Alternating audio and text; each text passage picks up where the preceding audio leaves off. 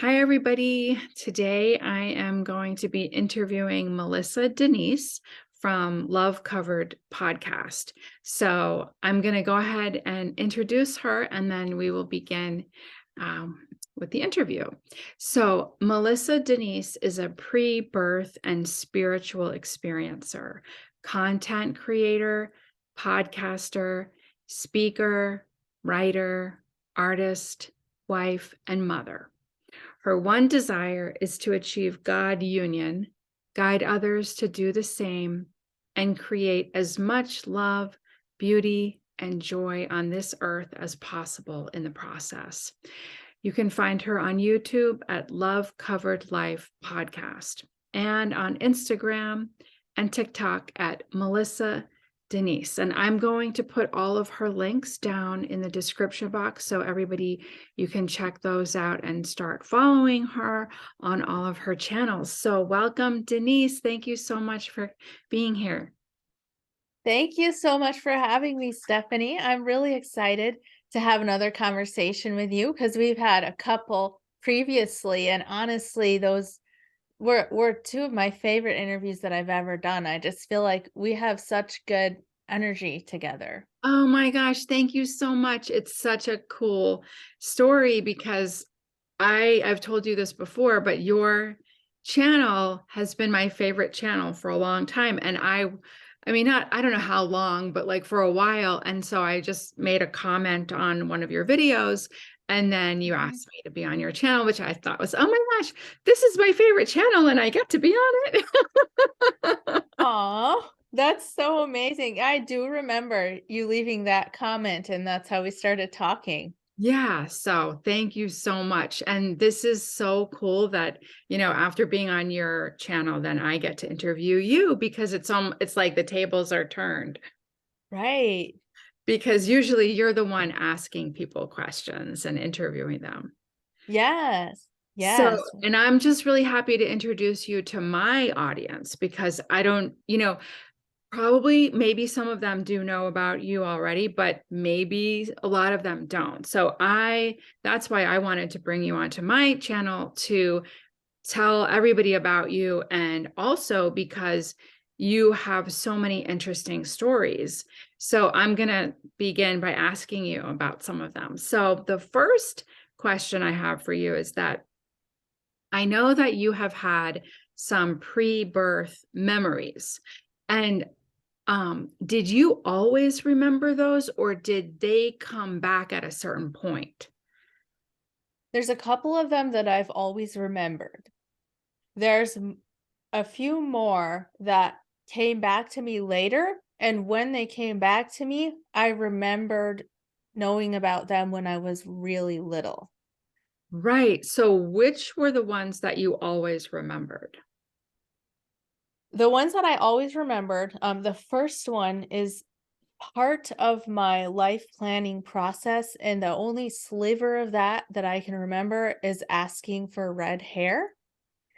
And the reason why this one stuck with me is because my mom used to tell me when I was little that my hair was auburn red and it's the color of the oak trees and the acorns in fall. And so because she said that to me when I was really little, I remembered, yeah, that's right. I chose my hair color. I wanted that color. And so that's why I've always remembered that specific thing. The other memory that I've always had is the memory of union with the light, before birth. And this one, do you want me to go into it a little bit? Yeah, I would love to hear about that. But before you do, I just want to tell Mhm. you that when you were talking about the, what your mother would say to you about your hair, it gave me the chills because I think that is so amazing. And I think a little bit unusual because it's so Mm. almost poetic and beautiful Yeah. way to talk about your hair. And it could trigger that memory of having chosen that hair. It just feels very special. So, yeah. So, yeah, go ahead and tell me about the union with the light. That sounds amazing. Okay, I will do that. And first, I'm going to say that this is extremely hard to talk about and put into words. So I've put language to it, and it's taken me 30 some years to even find language that comes close to it, but it happened in a much higher dimension or state of awareness. I don't really even understand myself what that what that experience or that plane of existence was, where this happened. And our language, not even our language, but our frame of reference falls so far short in trying to describe it. So the words that I'm going to use are my best attempt, but they also can be very misleading because I don't actually remember seeing anything with like how we see things with our eyes. It was a much deeper experience. So what I remember is being in what felt like an a hurricane of light and love. It was like this all-consuming, infinite, fiery love. And it was also extremely powerful. Like, imagine being inside an actual hurricane that is the size of a universe. And see, that language just sounds so cheesy, but it was like this universe-sized being that was pure power, and the power was the love. And it's like all these things are the same things that we experience as different in this world, like power and love and bliss and laughter and music and math and geometry. It was all the same thing. And it was like I was in the middle of creation happening, and this light was like opening up like a flower and unfolding itself. And it was not just one being, but it was made up of infinite multitude of smaller lights. And these lights, this whole experience was like music. It was like the music of the spheres, and the words, if we could translate them, would be something like, it's all love, it's all joy, everything is complete bliss. And we are love, and we are so in love with us. So this is again where language is limiting, because our pronouns that we have, like I, me, us, and we, don't do it justice. It was all the same thing. It was the experience of we and us as me and I. So it's like, I am so in love with me, but that sounds really self-centered, because in the me is everything. And it was like inviting you into this sacred dance of expression and creation and experience of love. And in that light, or in that love, was everything that exists, everything that could or would ever exist. And it was like all of these opposites were contained in it, like mystery and answer, desire and fulfillment. And that's what I really remembered as a child when I came into this life, was that feeling, that duality between desire and fulfillment, like having this deep desire and then anticipation of knowing that it was going to be fulfilled. Like if you're standing in front of the light and then you enter the light and your deepest need is fulfilled. And so I knew when I came here that there was something out there. There was a light out there beyond what I could see here that held the answers to everything.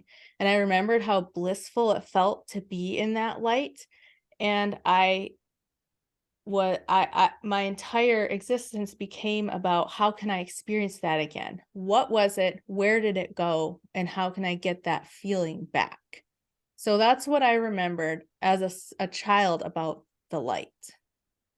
Wow.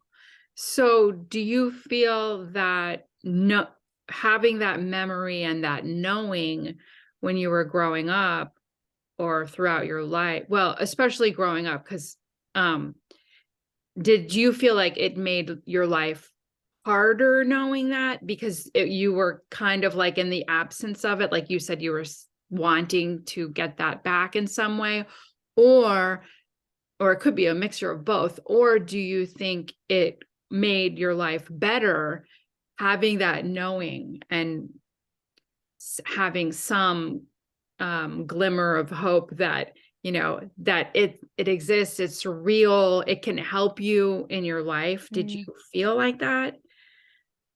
That's such a good question, and I've been asked that several times before. And so I've thought a lot about it, and I don't think that it made it necessarily harder or easier than other people's experience. In some ways, it was harder. In some ways, it was easier for some of the reasons that you mentioned. But I think mostly it just made me feel different. It made me interested in different things that my peers were not interested in at all. And so it sort of set me on a path to just do my own thing and follow my own path and sort of feel like I didn't really belong here, if that makes sense. Yes. So even though, did that feel lonely, but also because you knew about the reality, the union with the light, um, I could imagine that there would be a loneliness here, but then also a Mm. knowing of the oneness. Yes. So it definitely did make me feel lonely. It caused me to struggle in the sense of experiencing the contrast between remembering what that was like and then the limitations here. So some of the things that were a struggle for me was not being able to communicate. Like communicating verbally is extremely difficult for me even now. Because it feels to me like I should just be able to transmit my awareness to somebody else. Like I should be able to feel other people's feelings and they should be able to feel mine. And then another thing is the boundaries and edges like that we experience in this world between objects, like navigating the three-dimensional world has been difficult for me, but specifically, like I mentioned, the boundaries between our consciousness that we have in these bodies has been hard for me to deal with. That is so interesting because you, as you were saying before about being in the union with the light, it's like there weren't those boundaries. Everything was Mhm. known, like you knew each other, even though each other was one. And here it's so separate and delineated from person to person. But what kinds of things were you interested in growing up that may have, that you said was like different from other Mhm. people? Yeah, the one thing that I've always been interested in, and not to say that I've never been interested in anything else. Like when I was 7 years old, I was obsessed with horses. So I've had like normal childhood things that I was interested in too. But my one overriding interest has been how can I achieve union with God? Of course, I wouldn't have said it that way back then because I was raised as a Christian. I would have said, how can I experience God's presence? I just wanted to transcend my suffering and live in a constant state of peace and joy. And that was my one prayer for my entire childhood and teenage years was, please let me experience your presence. I just want to feel peace and joy. I'm done suffering. I don't care about anything here. I just want peace.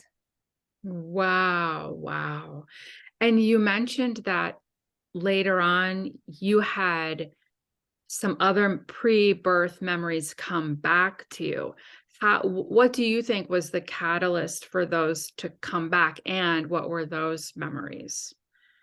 Yeah, just a second. I'm so sorry, but my earbuds are randomly stopped working. Oh, Can you that's, say something? yeah, yes, did you hear me?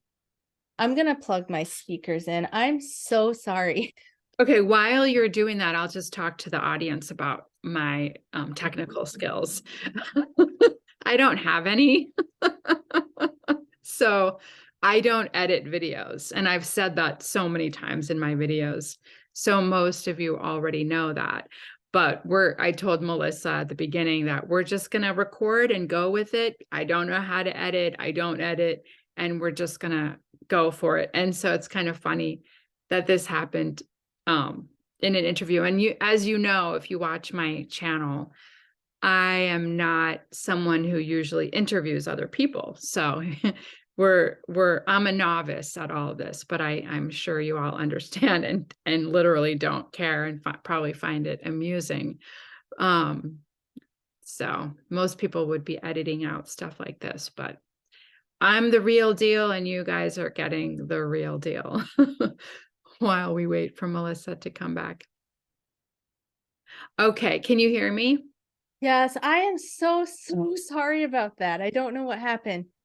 Oh gosh, it's totally fine. So, okay, so the question was, okay, you had some other pre-birth memories that came back to you. What caused those memories to resurface and what were those memories? Yes. So what caused those memories to start resurfacing was when I was 29 years old, I began reading near-death experiences, and I was binge reading and listening to every experience I could find. And as they were describing things, it began triggering my own memories to come up to the surface. Because just the way they would say something, it would be like, oh, I know what they're talking about. I experienced that. And then there would be this download of information that would come into my awareness. And it's like, yeah, I experienced that.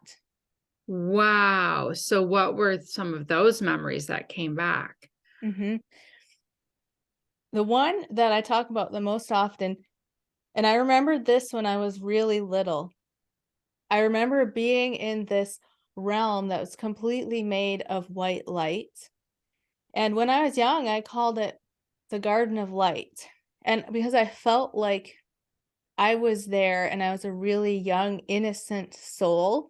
And there was a other young, innocent souls there. And it felt like we were in a sort of nursery or a garden type area where we were being nurtured and grown. And the quality of this place was like waves of light. So if you're taking a shower, a really hot shower, and there's steam everywhere, that's what it was like, except the steam was light and there were no boundaries between the souls. I say people, but we weren't people. There were no boundaries between anything. So I was made up of this steam-like light, and the light that was me would radiate off of me and go mingle with the light that was someone or something else. And I remember being taught and learning things there. And I remember a being that I would now call Jesus as visiting us there. Now, I've had a lot of people question that and say, well, if Jesus was in your pre-birth memory, then you must have just made this up because Jesus is from the Christian religion. So how do we know that's true? But it felt like this, how you would think of Jesus, like this really um, bright, beautiful, ascended master that was always laughing and smiling and so full of love and so gentle and loved the children, like the young souls, so much, and would come to just spend time with us and teach us things. I specifically remember that his awareness felt like two things: innocence and joy. And innocence was the quality that I remember most from that state, just feeling completely innocent, like I had never or could never do anything wrong. And I remember this being that I call Jesus teaching us things specifically about earth and about angels and how angels um, do not use violence, because we oftentimes think of angels as being God's warriors and they fight demons with swords or something like that. But he was showing us that angels are beings of light and love, and they actually work in the world through healing. Wherever they can find an opening, whether that would be healing, softening somebody's heart, or awakening someone's spirit, or healing in a relationship, that's the type of work that they do in the world. So that's what I remember about that memory. And I specifically remember as a child, that I don't know that anyone specifically said this to me, but it was just the collective consciousness during the time when I was little was just that, "Oh, that's just too good to be true. That's stupid. Why would you believe in something like that? The real world is not like that. It's not all love and light." And so I just suppressed that and did what I had to do to adjust to being in this life.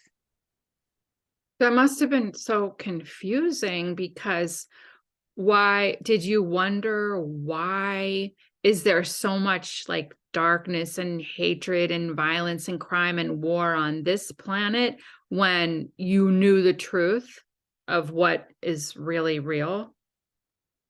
Yeah, and I still do, and it's been really hard for me to deal with it to the point where sometimes the spiritual ego will come in and cause me to question my own level of spiritual awareness because I have such a hard time with the evil and hatred and war and violence and everything that goes on here, and not even that, but just the lack of awareness that people have for each other. I just have a really hard time dealing with that. Wow. And so did you have other pre-birth memories that surfaced as well? Mm. Yeah, I do, and a lot of those are not as detailed. They're just glimpses of things that have come back to me. For instance, I remember I have this glimpse of a memory of being a soul right before I came into this lifetime and being there with, I guess, what we would call a guide, although I didn't have language for it then.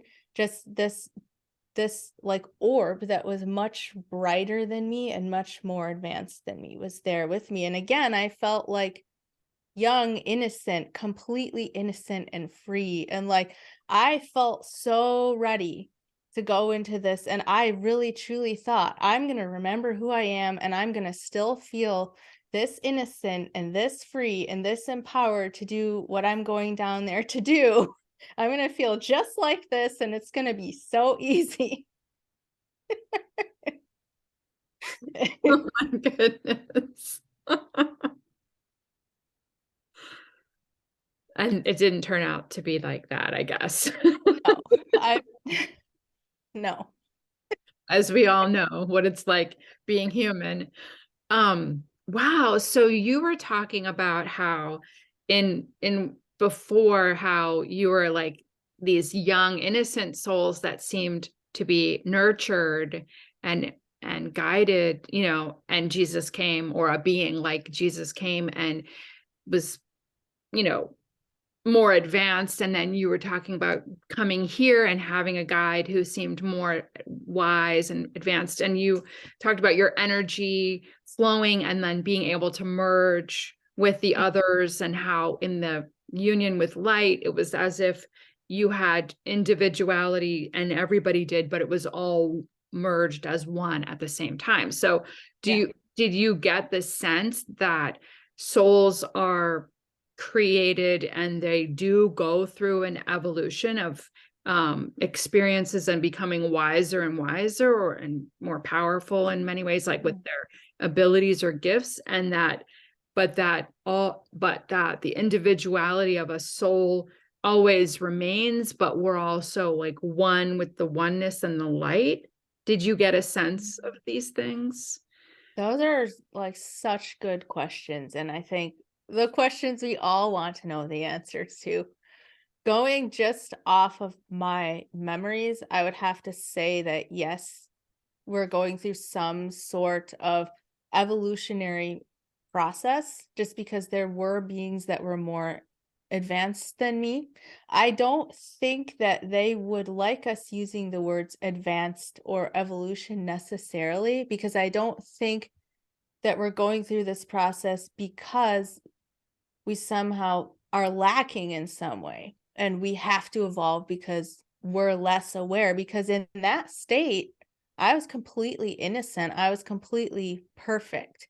I think, and this is just my speculation because I don't remember being told the answer to this, but I think that we choose to do this evolutionary process to have the experience of growing and going from less aware to more aware.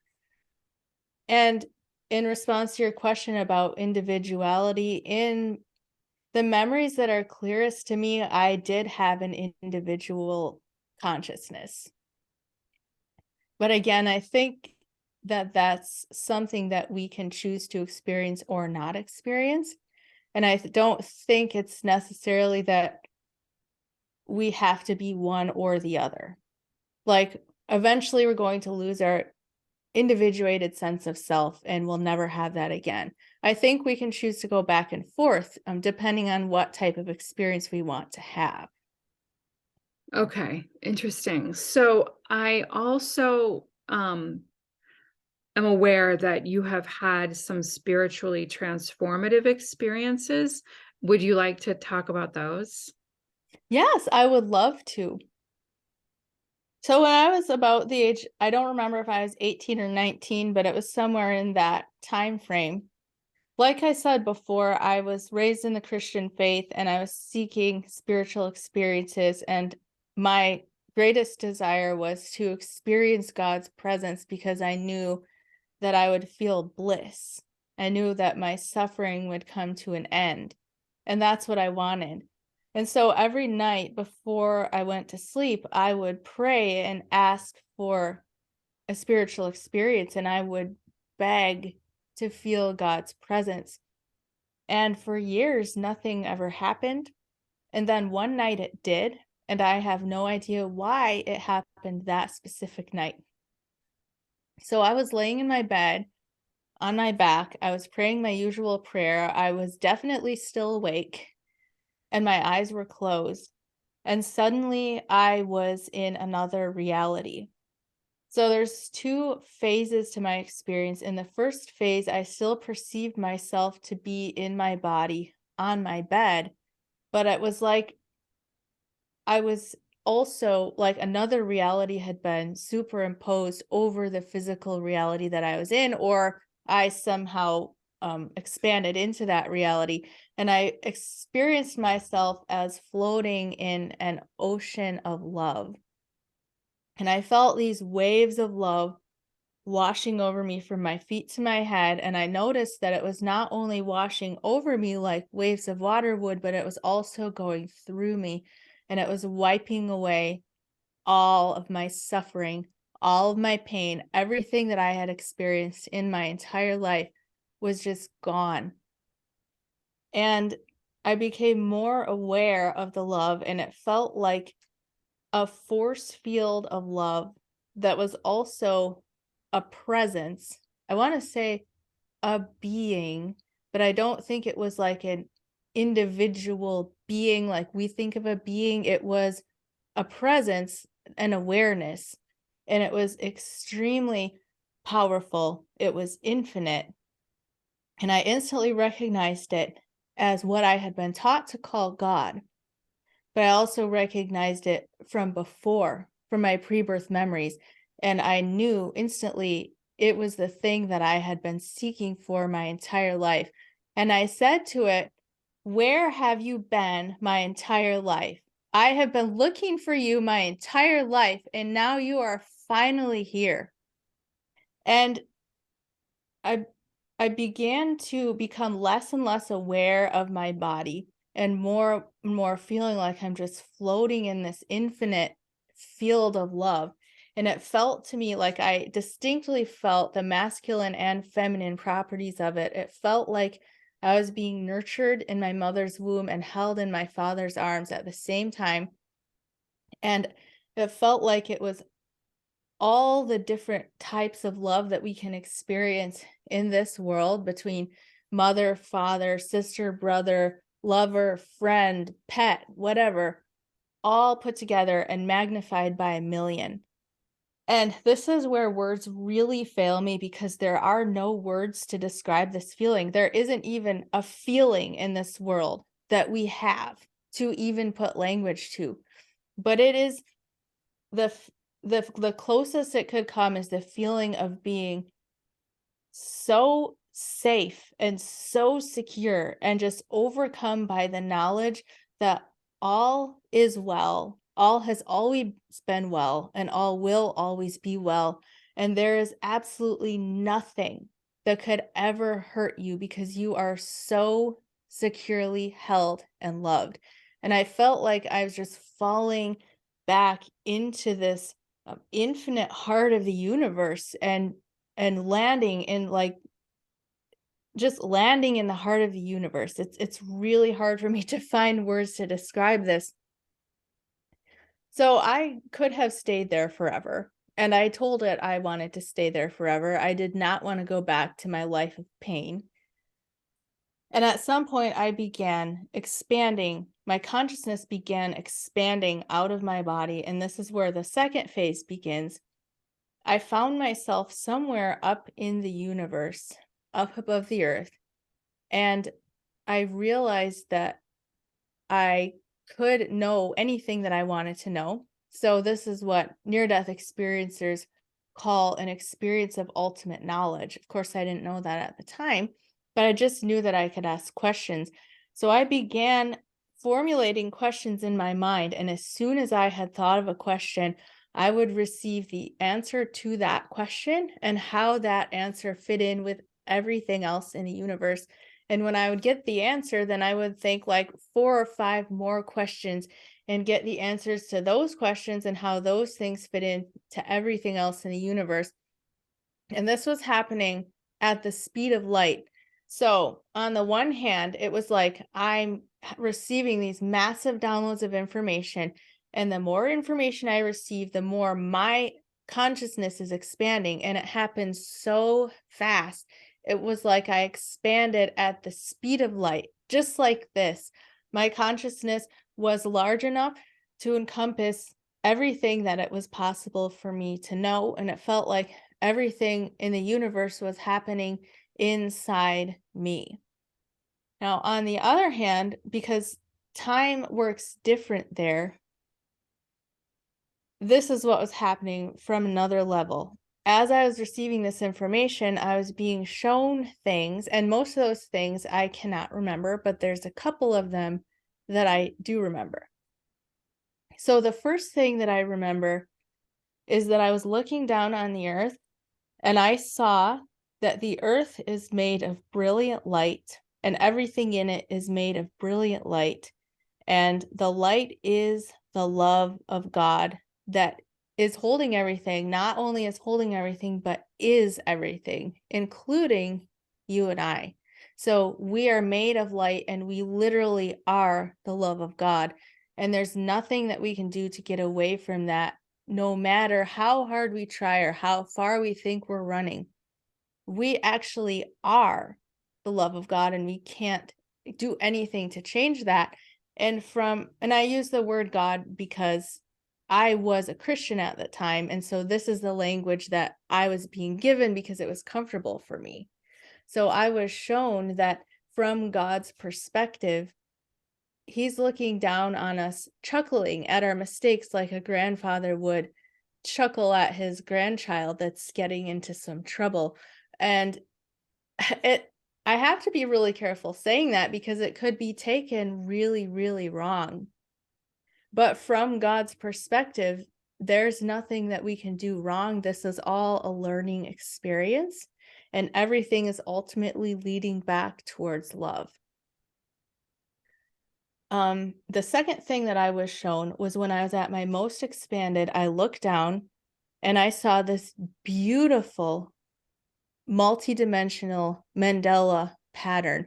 And the words that I was given is, this is the cosmic master plan of God. Now, when I was expanding at the speed of light, receiving all this information, another way that I can describe it is that I was expanding through dimensional awareness. So it was like I would, if you think of going from 2 dimensions to 3 dimensions, how much more space there is, how much more information can be held in that space. That's what it was like, but it was like I went up through the 4th dimension and I expanded and I felt so free. I went up through the 5th dimension and I expanded even more. And my mind was just blown at how much information could be held in these multi-dimensional spaces. And I don't know how many dimensions I went up, but I know at the top, because like I looked down and I saw this master plan, and it was so far beyond our capacity to understand here. But it from that perspective, it seemed so simple and it made so much sense. And I said to myself, this is so simple. How did I forget this? How did I not know this on Earth? And what I saw is that absolutely everything, including what we would consider good and bad, is worked out to absolute perfection. And it is impossible, because I was taught in the church that most people are going to hell and they'll be eternally lost forever. And I saw that that's completely impossible, because every person's life path is contained and accounted for within this plan, and the plan leads to perfection. It leads to absolute love and perfection. So as I'm in this expanded state, it was like, another way I can describe it is that there's this music playing and I was expanding on the music, and then I reached the top. I saw the answer. Everything clicked into place like a magnet being put on the fridge. And then I knew, oops, I'm going back. I'm going to forget all this. There's no way that I can take all of this information with me back into my brain. But it started happening. I started contracting back into my head, and I felt like my consciousness was a balloon losing air. And I wasn't able to bring most of the knowledge that I gained in that expanded state back with me. But I felt my consciousness floating back into my body on the music. And I came back into place. And then my ego mind came back on and said, what just happened? But I knew it was real because I felt this love. That force field of love was still with me after I came back into my body, and it stayed with me until I fell asleep. And I had like this warm glow around me for the next couple of days after the experience, and eventually that faded away too. So that is what I remember of my experience. Wow. So I know that you said when you were 18 or 19, you had the one where it was that rushing through you of that love and clearing you of all of your pain and suffering. And then you had these other ones. How old were you when you had the ones you just mentioned? The the experience that I just told you about with the force field of love and then expanding out of my consciousness Mm-hmm. or out of my body, yeah, that happened when I was 18 or 19. It was all one experience. Okay, okay. And then did that experience cause you to change as a person and change your life in any way? Not at that time, no. It took, let's see, it took a decade for me to fully understand and accept what had happened. But the way it affected me at that time when I came back is I thought, I finally had this experience of bliss that I've been chasing my entire life. So what can I do to make it happen again? And I became even more of what I like to call an spiritual experience junkie. And I just started doing everything that I could think of to try to stimulate an experience, which, because I was in the Christian world, was nothing was really effective. Now, if I had maybe been raised as a Buddhist or a Hindu and taught to meditate, maybe I would have been able to stimulate a spiritual experience, but I didn't know anything about that at that point. So, did you have any other spiritually transformative experiences that you want to mention before? Because I know I want to ask you about your deconstruction from Christianity, but before we move to that, did you have any other spiritually transformative experiences? Nothing like that. No. Okay, that was very big. What you did Yeah. experience was Yes. huge. Um, okay, so how did your deconstruction from Christianity begin? Mhm. Yeah. Well, I would say it probably began from the very beginning because I was always driven to seek the divine. And I did that within Christianity for as long as I could. And I just, when I was really little, I would read the Bible that my parents gave me when I was about 7. And I would read the stories over and over of like Moses in the burning bush, where people had direct experiences of the divine. And I would try to figure out, what do I have to do to have this type of experience for myself? And I really fixated on the passage in Jeremiah. What is it? Jeremiah 29:13, something like that, where it says, "You will seek me and find me when you search for me with all your heart." And so that became my life goal. I'm going to find God. I'm going to find this experience that I'm seeking no matter what. If I do anything in life, it's going to be that. And so I did that within Christianity for 29 years. And I got to the point where I just felt like that the Bible had failed me. It had promised something it couldn't deliver. And I have nothing against the Bible. I do believe it's a sacred book, but that's how I felt at the time. Like, my religion is promising me that I'm going to experience God, and it's not happening. And when I was about 29, my husband and I were in a really, really dark place. We were both rooted in victim consciousness, that everything is against us. Everything was a struggle. We were struggling financially for years. We were in low income housing, and there were weeks we could barely afford to feed our kids. And our marriage was struggling. We were fighting all the time. And I was miserable. And I felt like so many aspects of my life are falling apart.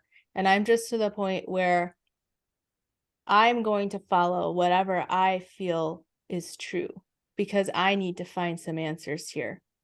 And that's when I went back and started reading near death experiences, because I had been interested in them before when I was newly married, and my husband and I were both Christians at the time, and he had told me, don't start reading those stories because it'll lead you down a bad path that you don't want to go down. So since he said that to me, I shelved it for a while. But when I was 29 and we were both really struggling, and by that time he had already deconstructed, I said, okay, I'm going back. I'm going to see what these stories have to share with me. And one of the very first ones I read was Kimberly Clark Sharp, talking about the light being like an explosion of love, like a bomb of love had gone off. And when she's describing this, I'm just completely spellbound reading this on my tablet, thinking, this is exactly what I experienced. This is exactly what I remember, and exactly what happened to me when I was 18. And so I just started reading them, and there was no going back, because for me, I knew this was the truth, and I knew that this is the direction that I had to go. And I noticed that a lot of the near death experiences, well, they would have figures from the Christian religion like Jesus or Saint Francis. There was no real Christian theology in these experiences. If anything, they were a lot more Hindu. And I started to become more aware of other religious paths like Buddhism and Hinduism, and began to recognize these paths can actually get me where I want to go. They can actually teach me, this is what you need to do. This is the change that needs to happen in your nervous system, in your body, in your consciousness, in order for you to be able to maintain higher levels of consciousness where you can actually experience this bliss and this divine union that you're seeking, and where you can ground it in and learn to live from that state. And so at that point, I was still very much in the Christian world. Um, and I did stay in my church for about 5 years after I had really left Christianity myself, because I wanted the community, and I still do see value in the teachings. There's a lot of value in the Christian religion for people that are benefiting from that path, who are at a place where that's what they need. And I didn't really want to leave the church, but it began to feel inauthentic after several years of doing this, because I did find that I could not I I was not offended by their beliefs. People were very offended by the direction that I was going. And I couldn't speak my truth or share where I was at. And I also had some pretty big issues with what my kids were being taught and different experiences that they were having in the church. So I left, I left my church in 2020. I used the COVID shutdown as an excuse to just not go back. And I don't know how much you want me to get into how that process was. It wasn't a very pleasant process when I left the church. But as Well, far as my spiritual path, it just gets better and better. And it's not like it's all love and light. I went through about a year where I had a dark night of the soul after I deconstructed and my community collapsed, where I really had to face a lot of my traumas that were coming up to be dealt with. But yeah, I find that the more I follow this call from within, which is what I think all we really need to do is follow that divine call that's leading us towards that thing that we're all seeking, that end of suffering and that blissful divine union that's available to all of us. But we have to follow our own heart, and we have to follow what that call is telling us to do, because it will guide us along the appropriate path. And so for me, deconstructing was about following that call from within and doing what I needed to do to reach the next stage of my spiritual journey. wow. Yeah, and if there is anything you would like to mention about the process that you said that what it was like leaving the church, if there's anything you want to talk about that, Mhm. that's fine. If not, we can move on to the next question. Okay, well, I guess I would just say that I don't want my story to be used as fuel against Christians, because I think that there's absolutely nothing wrong with that. People need to follow their path. However, the one thing I do have an issue with is the way that religious boundaries divide us. And that's what I really had an issue with when I left the church, was that because I was no longer a Christian, I was no longer part of the group, and most of my relationships were damaged or crumbled in some way because of that. And that's really sad, and I think that we can do better than that, and we need to learn to interact with each other as humans. Just like we know not to discriminate, or we're learning not to discriminate against people because of their skin color or their gender or whatever reason. We also need to become aware that religious discrimination is a very real thing, and excluding someone from a group because they're no longer your religion is discrimination, and it's something that we need to transcend, and I think that we can. I totally agree with you. And it becomes like a cult, because if you don't believe what we believe, then you can't be in it and we can't associate with you. So that's the definition of a cult. But if like what you're saying, if people did that, which is just accept, oh, I believe this, you believe that. Okay, well, let's go have lunch or whatever, it Mhm. shouldn't be exclude you from relating with each other. And that's really terrible that it did happen that way, where you lost friends and community from that. Right. And a lot of people do. It's very common. Yeah, I'm I've I'm heard sure. about that. Yeah.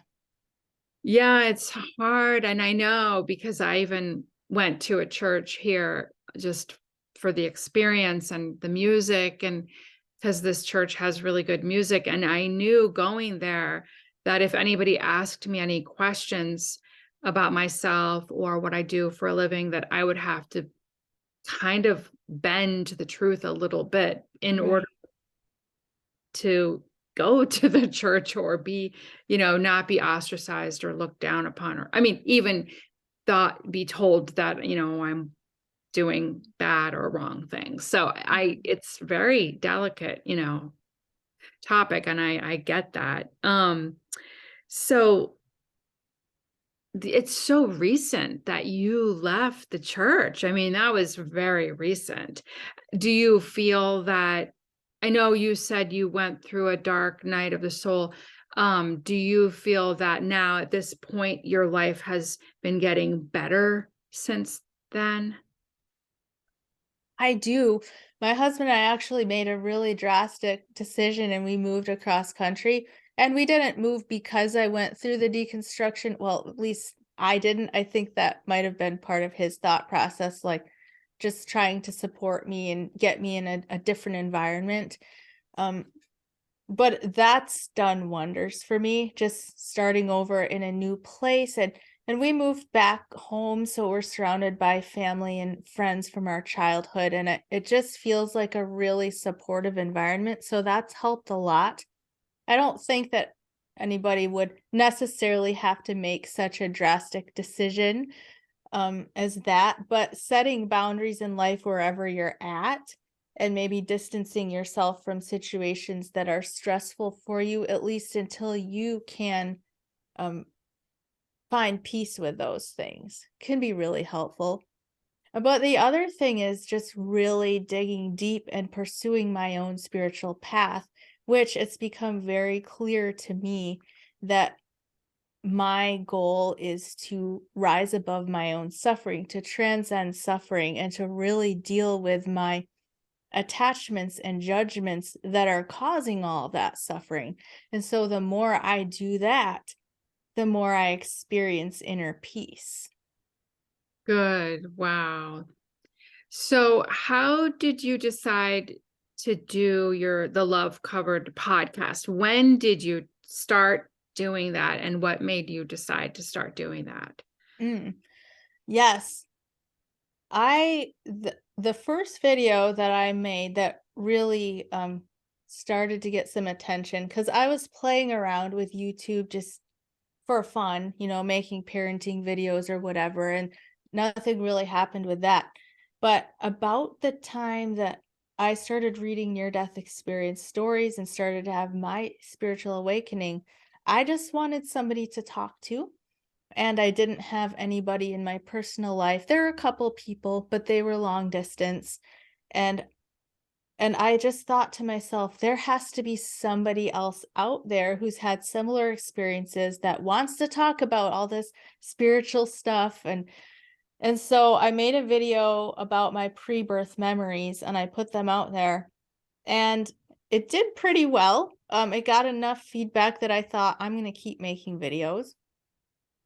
And then when I began deconstructing, I went through a Christian Universalist phase and I started making content on that. And that's when my channel really took off because there was a huge interest in that in the deconstructing community.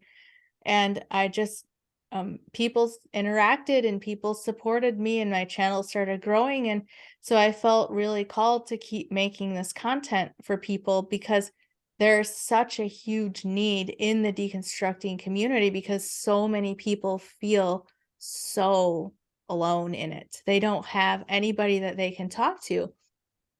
And so I did that for a while. And then once I reached the end of my deconstruction phase, it started to not feel right to be making content that was like specifically aimed at questioning Christianity. Although I tried to do it in as positive of a way as it could, that just wasn't where I was at anymore. And I also got hit with, like I said, a dark night of the soul where I was really feeling overwhelmed with heavy emotions like panic, anxiety, even some depression. And I didn't feel like I should be putting myself out there to try to teach anybody anything else as I was going through that. So that's when I started podcasting, and I started interviewing other people and letting them share their stories and learning from them as much as I could. And now I'm at a point where I feel like I'm ready to move on to the next stage. And I want to continue podcasting because it's absolutely invaluable to hear other people's stories and to learn from other people. But I also want to begin sharing some of my own teachings again, and maybe expanding the content a little bit to a broader range of topics about how we can actually um, help each other with this spiritual evolution, this evolution in consciousness that we're going through, and how can we actually create an enlightened world here? So what does that look like for parents raising kids, and what does it look like for so many different practical things that we could talk about? Oh my gosh, that's amazing. Um, so I haven't, your videos haven't been popping up on my feed recently, so I'm gonna have to go back to your channel to see what's going on. But have you started the new kinds of videos already? Mm. Just a little bit. I'm just getting back into it. Okay. And are there other topics that, you know, off the top of your head besides like parenting that are, I mean, in addition to parenting that you're wanting to address? Yeah, one thing that I'm really passionate about is how we can live more in tune with our environment and how to support our physical and mental and spiritual health through our relationship with the earth. Because I've learned from some quantum, what is it called? Quantum biology practitioners over the past year that have really helped me to turn my health around. And there's just, I feel like there's so much that we've forgotten as a society about how to actually be healthy. Like, how are we meant to live in tune with the circadian rhythms and the moon phases and the natural heat and cold cycles and all of this? Okay, excellent. I've been following some of that information myself. Right. Like, yes, so getting the morning sunlight and grounding to the earth and, Yes. you know, getting being out in the sun more and turning off the lights and, I mean, I don't do all of these things, but I know about them. I follow this information. I try to do some of it. And, for the circadian rhythm and, good sleep and all of that. So that is so excellent. I'm really happy that you're going to be sharing some of this information. I think it's so important for humanity because we're so locked into our technology and it's an addiction, and it's also not healthy for us, for our metabolic health, for our circadian rhythms, our sleep, our stress. And we really do need, as humans, we really do need to return to nature, to the rhythms of nature, to what is natural for our health and well-being. There's no way around it. We can't survive or we can't thrive if we're not addressing these things. It's already going downhill. I mean, people are not healthy. People are overweight. It does have to do with the technology that what we're involved in. And I don't know if you follow astrology at all, but we are now in a time of Pluto is going to be going in. It's in Aquarius temporarily, but it's going to be going into Aquarius permanently for 20 years, permanently, temporarily for 20 years. And that's going to really shake up our humanity, really, like, and also address technology, how humanity interacts with technology. I've heard an astrologer talk about that that addiction to technology is going to become a real problem where people used to go, still get help for like drug addiction, alcohol addiction, that people are going to actually start seeking help for technology addiction because it's going to get that bad and that it's going to cause so many problems. And so there's going to be probably some kind of revolution where people are really seeking ways to return to nature in the ways that you just brought up. So the topics you want to talk about are so pertinent and timely. It's amazing. Wow, I'm so glad you brought that up with technology because it is something that I've noticed in myself because I never used to be on technology at all until I started podcasting, doing YouTube.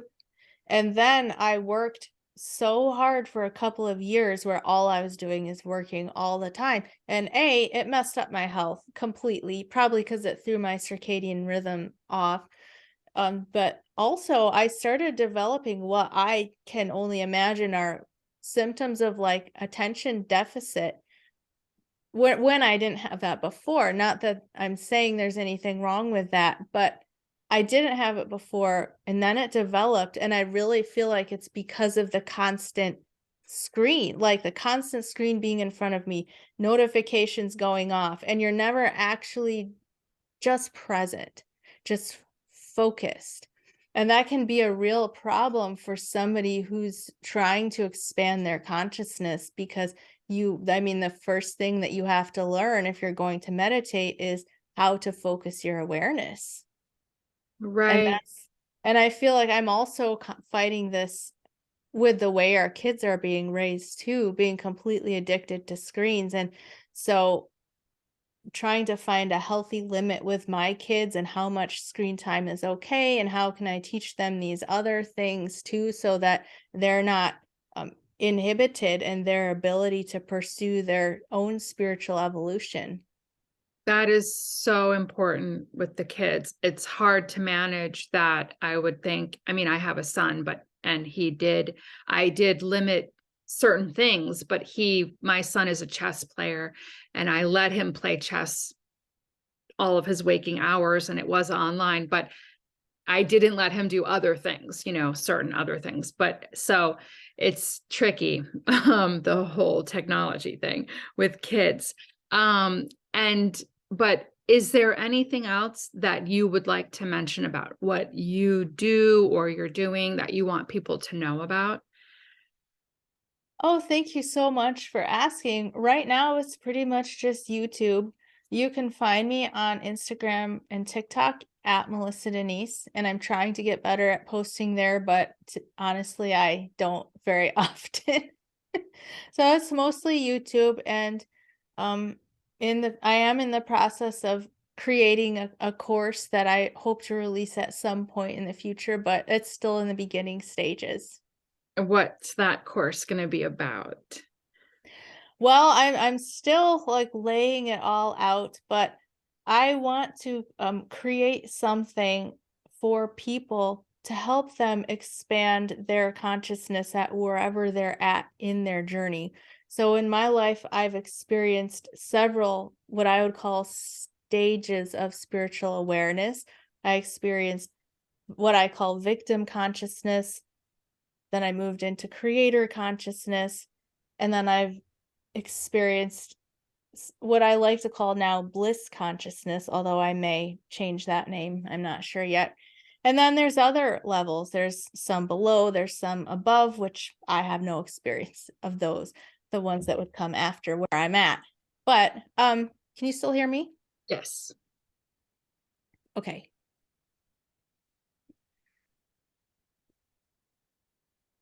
Okay. I'm sorry. My speakers are just causing all kinds of trouble today. That's okay. Can you hear me? Yeah. So I'd like to create something that can be useful and practical for people wherever they're at. Maybe starting with the basics and teaching how do you concentrate your awareness? How do you meditate?